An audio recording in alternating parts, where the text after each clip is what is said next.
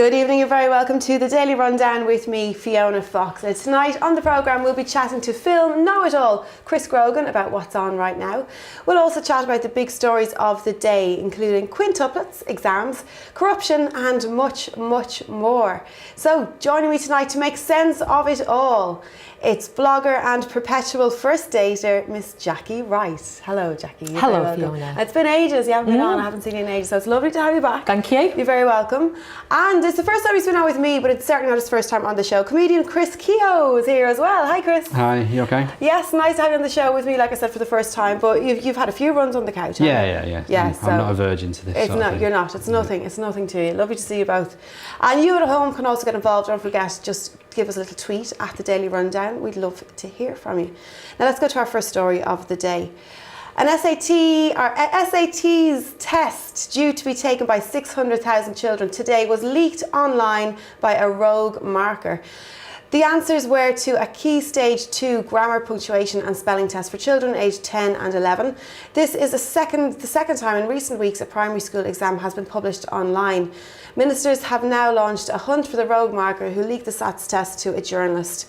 Last week, parents across the UK took their kids out of school in a nationwide pupil strike against 7-year-olds having to do SATs tests.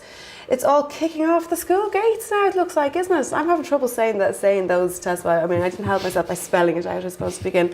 Jacqui, you've got kids. Not young kids. They're not young, but have they been through these kind of exams? Yeah, but 7-year-old I think is a bit young for SATs. You agree with that, yeah. I think it's stressful for kids, and it's like they should be obviously learning, but don't throw exams at them when they're 7-year-old. I think that's ridiculous. It does seem a bit ridiculously young. What do you think, Chris? Yeah. I mean, I'm going to agree. Really, I don't. My daughter's. She's 5, so she's not quite at the stage where she's doing these, but she will be in the next year or so. Yeah. And it just seems ridiculous that you're being testing kids. I mean, what's the point of it at all, really? Beyond, maybe it's a nice little measure for the government to find out which schools are failing and therefore should be changed into academies potentially. Yes. But I can't really see educationally what the point of testing kids is. No, I can't either. I think it just puts a lot of pressure on teachers as well as kids, definitely. A few people been in on the couch saying the agenda behind this has nothing to do with the pupils, as you've mentioned, the school ratings, and they wanted to turn them into academies. And this today, though, is the latest setback, really, isn't it? There's been a few, obviously, the strikes last week. I just took my kids out last week. This is my next question. How, and Chris, you have kids of that age, how do you think parents are going to be feeling about the entire system at this? Do you think they're going to lose some confidence or faith in the whole system? Quite possibly, yeah. I mean, I think the fact that there was this strike last week has showed the feeling of parents, but the fact is the government is going to press on and do it anyway. So right, so you feel like the strikes won't have any effect, or they're not going to listen? I'd be surprised if they had much of an effect, to be honest with you. I think there is a bigger picture here, which is how the government want to basically implement the academy system, and certainly they've had to have a bit of a climb down, so it's only going to be forced upon schools that are failing or that aren't very good or outstanding in the Ofsted inspections and where they are in the league table and so on. I think this is all part of that overall plan, to be honest with you. So they don't really care about kids, parents, teachers, not really. I'm not speaking on behalf of the government here. Not really, we all know that. I think Jacqui's just expressing it. I think that wasn't even a question, really. But what about today's events? Do you think that that's kind of, if we just try and look at it as a standalone event and not kind of relating to the academy, the proposed academies, the exam system, do you think it's been compromised completely? It's a one-off, or they can tighten their belts now? Or? Well, it's not a one-off because it's happened twice. Yeah, so it's not one-off. It has to have been compromised because some kids have got an unfair advantage then because they've seen the answers and others haven't. Now, whether or not you could argue that them being enterprising enough to go online and see if the answers have been posted there is another way of looking at it. But of course it's been compromised. The fact is, though, they're now in a position where they can't write, they've not got enough time to write another test. Exactly. So they've got to either scrap it or press on with it, and they've decided to press on with it because it's a point of principle. That's my view on it. So we said the integrity of the entire exam is just it's gone. It's Well, no, compromised, because they can't be, because some children, either they all have to see the answers or Right, none yeah. of them do. You know, so Yeah. there's going to be some kids will get an unfair advantage, and that isn't obviously within the definitively it's not fair. The kind of arguments that's brought up throughout the day are quite disheartening as well, aren't they? Just suggesting that it's in a teacher's interest to show that their own kid or their pupils. How do you feel that might be the environment that our school kids are existing in now? This competitive and it's almost like target driven. It feels like. Well, I mean, lots of, what were formerly public and still sort of quasi-public services are target-driven, and the, league tables are introduced and so on, because the idea is that raises standards, that this competition. I assume people think that I've never watched Scottish football because, it doesn't necessarily work in that basis.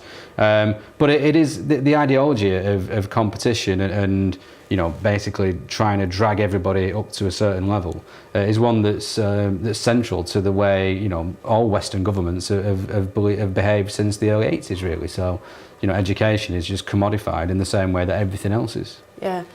Going forward, do you think then obviously these last few events are going to make any massive difference to but either the government's attitude? You've already said no, really big. No. And you, Chris, feel like they're probably not going to listen to the strikes last week. No, not at all. How amazing was it to see those kids out striking, though? Did you see any of the footage? Yeah, I had friends who took the kids out. No, I didn't see the footage. No. It's quite there. It's obviously I think most of the kids were having fun or went on picnics that day or something. And the parents were striking, but there were some kids out with banners and that kind of thing. Oh, were they? Which was, not to take from their point. How do you feel about sort of introducing kids to strike action at this age? Yeah. Do you think? Oh, right, okay. Yeah, I do, because I think if you've got something, if you don't agree with it, then say so. Don't just accept it. Yeah. Then Is it not? Because we do have a reputation here for being very polite, kind of the British sort of polite. Don't speak up. But there has to be a limit. Just because the teacher says do your homework, you don't want to do that. You don't go out with a placard next day. you know what I mean? There are limits. Yeah. But I think it's a good way to introduce kids to strike action in the way that shows them what is possible and how it can be used if it's used effectively and correctly. And that's an important thing, because the narrative you get through the media about strike action is that it's bad and it's entirely negative, and that's not true. And that isn't true. It's not. Imagine. I think we've even got a step ahead of France at this stage, haven't we? Even though they're the ones who are eternally sort of striking over something, and they're very quick to sort of kick up a fuss. They'll go outdoors and burn schools down or something. So many people come in and they're so happy, and they'll say, why can't we be more like the French? Especially over the last few years and different changes. But I don't know if they've ever had their kids go out and strike. We might have actually beaten them or got there before them for that one. Right time. Thanks very much for that, guys. Let's go to our next story of the day. Campaign group 38 Degrees has taken down a petition calling for BBC political editor Laura Kuenssberg to be sacked, saying it had become a focal point for misogynist abuse. The majority of those signing and supporting the petition expressed concerns about what they saw as biased reporting. However, some supporters on social media used abusive and sexist language in calling for the BBC's first female political editor to go. 38 Degrees said the petition had been taken down with the agreement of the person who had posted it. Tony Robinson was also accused of being biased when he was political editor for the BBC, but this did not receive the same level of nastiness from the public. I think it was Nick Robinson, wasn't it? I don't think Tony's right. Yeah. It's Nick. Tony Robinson played Baldrick. Yeah, I was going to say Tony Robinson. Wow. That's way too Manchester centric even for us now. This is obviously the overall the sexist thing sneaking into every single kind of argument. It seems when there's a female who there's a quarrel with. What's your kind of first feelings on that story, Chris? Well, obviously, there's the petition, which is based on this perceived bias at the BBC and its news coverage, and that's one thing. That's a legitimate thing to raise.